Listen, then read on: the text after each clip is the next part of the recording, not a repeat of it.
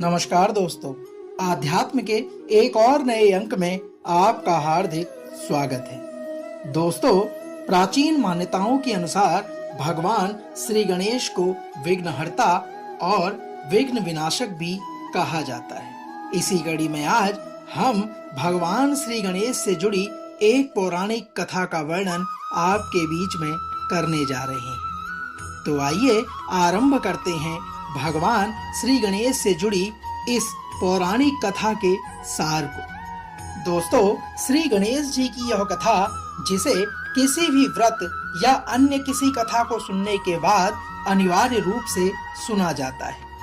श्री गणेश जी की पूजा के उपरांत विनायक जी की कथा, श्री गणेश जी की कथा को सुनना अत्यंत ही शुभ माना जाता है। इसी पौराणिक कथा के सार को लेकर हम भी आपसे उसका वर्णन करने जा रहे हैं। आइए बिना किसी देरी के इसे आरंभ करते हैं। दोस्तों, एक पौराणिक कथा के अनुसार एक बार श्री गणेश जी महाराज एक सेठ जी के खेत से जा रहे थे, तो उन्होंने 12 दाने अनाज के तोड़ लिए।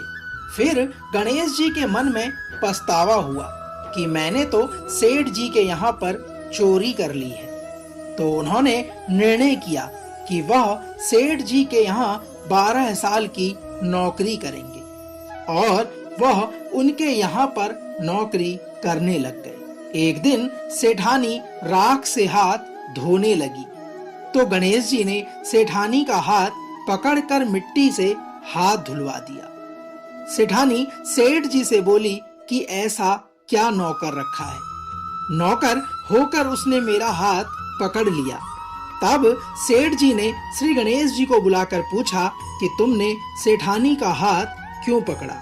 सेठ के इस प्रकार के वचन कहने पर श्री गणेश जी ने कहा, मैंने तो एक सीख की बात बताई है। राख से हाथ धोने से घर की लक्ष्मी नाराज होकर घर से चली जाती है और मिट्टी से हाथ धोने से वापस आती है। गणेश जी के इस प्रकार के वचन सुनकर सेठ जी ने सोचा कि गणेश है तो सच्चा। और थोड़े दिनों बाद कुंभ का मेला आ गया, जहां सेठ जी ने कहा कि गणेश सेठानी को कुंभ के मेले में स्नान करा के ले आओ। दोस्तों, सेठानी किनारे पर बैठकर नहा रही थी, तो श्री गणेश जी ने उनका हाथ पकड़कर आगे डुबकी लगवा दी। तब घर आकर सेठानी ने सेठ से कहा कि गणेश ने तो मेरी इज्जत ही नहीं रखी और इतने सारे आदमियों के बीच में मुझे घसीट कर आगे पानी में ले गए। तब सेठ ने अपनी पत्नी के इस प्रकार के वचन कहने पर श्री गणेश जी से पूछा कि ऐसा आपने क्यों किया? तो गणेश ने कहा कि सेठानी किनारे बैठकर गंदे पानी से नहा रही थी। मैं तो उन्हें अच्छे पानी में डुबकी लगवाकर लेकर आया हूँ। इससे आपको अगले जन्म में बहुत बड़े राजा और राजपाट का ऐश्वर्य मिलेगा। तब सेठ ने सोचा कि गणेश है तो सच्चा, और वह इसी सोच के साथ दिन अपना व्यतीत करने लगे। दोस्तों, एक दिन घर में पूजा पाठ हो रही थी, हवन हो रहा था। तब सेठ जी ने गणेश को कहा कि जाओ सेठानी को बुलाकर ले आओ। दोस्तों, गणेश सेठानी को बुलाने गया तो सेठानी काली चुनरी ओढ़कर चलने लगी। तो गणेश जी ने काली चुनरी फाड़ दी और कहा कि लाल चुनरी ओढ़ के चलो। तब सेठानी नाराज होकर सो गई और सेठ जी ने आकर पूछा कि क्या बात है? तो सेठानी ने सेठ को बताया कि श्री गणेश ने मेरी चुनरी फाड़ दी है। और सेठ जी ने गणेश को बुलाकर बहुत डांटा और कहा, तुम बहुत बदमाशी करते हो। तब श्री गणेश जी ने कहा, पूजा पाठ में काला वस्त्र नहीं पहना जाता, इसलिए मैंने उन्हें लाल वस्त्र धारण करने के लिए कहा था। श्री गणेश जी ने कहा, सेठ जी, काला वस्त्र पहनने से कोई भी शुभ कार्य सफल नहीं होता। फिर सेठ जी ने सोचा कि गणेश है तो समझदार। तब एक दिन सेठ जी पूजा करने लगे तो पंडित जी ने बोला कि वो गणेश जी की मूर्ति लाना भूल गया है।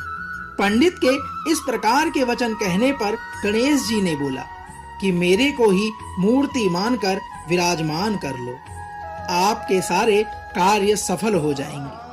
गणेश जी की इन बातों को सुनकर सेठ जी को बहुत गुस्सा आया और वह बोले कि तुम तो अब तक सेठानी से ही मजाक करते थे, अब मेरे से भी करने लगे हो।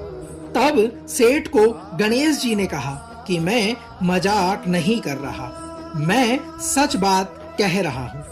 दोस्तों, इतने में ही गणेश ने गणेश जी का रूप धारण कर लिया और सेठ और सेठानी ने ही गणेश जी की पूजा की।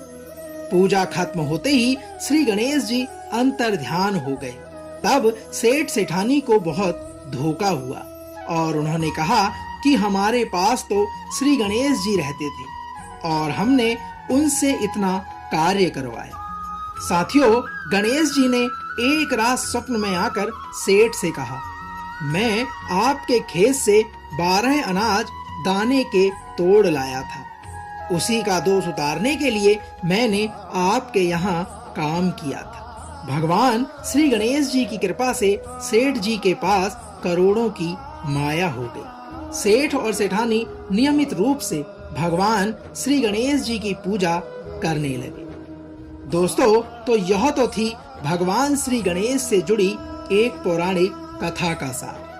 हम आशा करते हैं कि जिस प्रकार गणेश महाराज जी ने सेठ जी को वरदान दिया, उसी प्रकार सबको वर, वैभव और ऐश्वर्य प्रदान करे। अगले अंक में फिर आपसे होगी मुलाकात। तब तक जय श्री गणेश।